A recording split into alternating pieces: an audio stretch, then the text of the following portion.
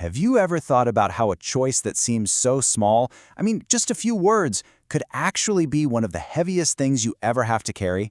Well, we're going to dive into a really powerful teaching through a modern story that asks that exact question.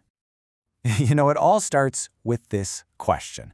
A question so important, so heavy, that the Prophet Muhammad, peace be upon him, actually asked his companions 3 times in a row. He wanted to make sure they were really listening, that they truly understood the weight of what he was about to reveal. So, let's fast forward to today. This very same warning finds its way to a young man named Omar. It's late at night, he's just on his phone watching a lecture. But for him, these words aren't just some distant lesson from the past. Oh no, they're about to become his reality. The lecture breaks down 3 major sins, associating partners with God and being undutiful to one's parents. But then the speaker gets really serious and repeats this one part: beware. Beware of giving a forged statement and false witness. Whenever you hear something repeated like that, it's like a huge red flag. It's a signal to pay extra close attention. And right then and there, Omar hits pause. The voice from his phone just stops, and the room goes completely silent. But those words, they're still there, just hanging in the air, echoing in his mind. You can almost feel how heavy that moment is. So why did that warning hit him so hard? Why is he so worried? Because for Omar, this isn't just theory. This isn't just something he's hearing in a lecture. Tomorrow morning, this lesson is going to become a real-life test. He has to go to court. And this, right here, is where that ancient warning becomes a true, modern-day test of faith. Omar finds himself completely stuck between his principles and the incredible pressure he's under at work. And this is the pressure we're talking about. It's his boss. And the message is plain, simple, and terrifying. It's a direct threat. He's being forced to choose between his integrity and his job, between telling the truth and being able to provide for his family. And that's the trap, isn't it? On the surface, it seems so small. Just one sentence, one lie, that's all. A seemingly tiny thing to solve a huge problem. But Omar is starting to understand that on the scales of what's right and wrong, some small things are incredibly, incredibly heavy. So, feeling totally trapped, Omar turns to the one person he trusts more than anyone. But the conversation he has with his mother, well, it doesn't go the way he expects. It takes the problem from being about money and a job to being about his very soul. You can just hear the desperation in his voice. He's not being greedy, right? He's worried about the absolute basics: a roof over their heads, his mom's medicine. From where he's standing, this lie feels like a necessary evil, maybe the only way to protect his family. But his mother, wow. She looks right past the worries about rent and bills. Her focus is on something eternal. She isn't afraid of being poor, she's afraid for her son's spirit on the day of judgment.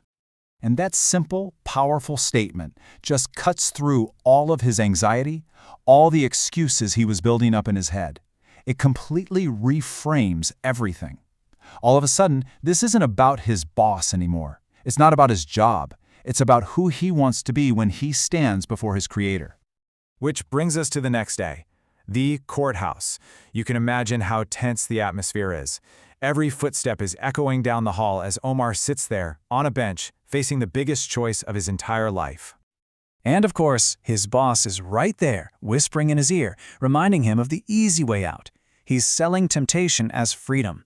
Just say this one little lie, and all this pressure just evaporates. But then he glances down at his phone. It's not a text. It's not an email.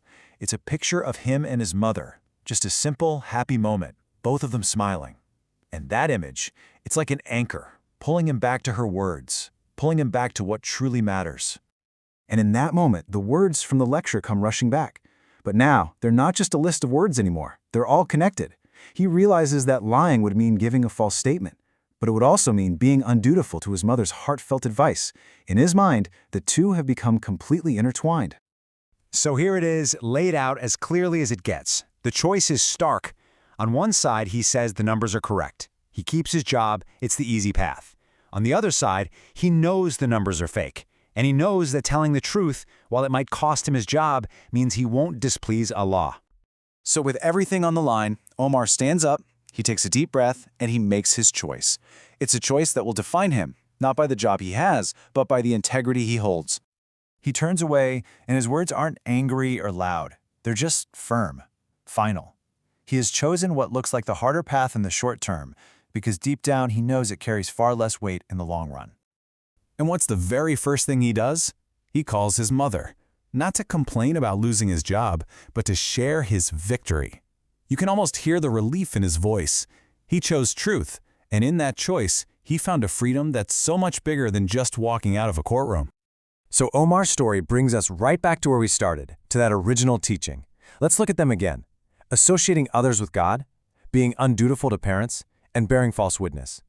Omar's trial forced him to confront those last two, and he saw firsthand how deeply connected they can be. And that, right there, is the core takeaway. A single sentence, a signature on a document, a quiet nod when you should speak up. These things can seem so small, so insignificant down here on Earth. But this story is such a powerful reminder that they can carry an immense weight on the scales that truly matter.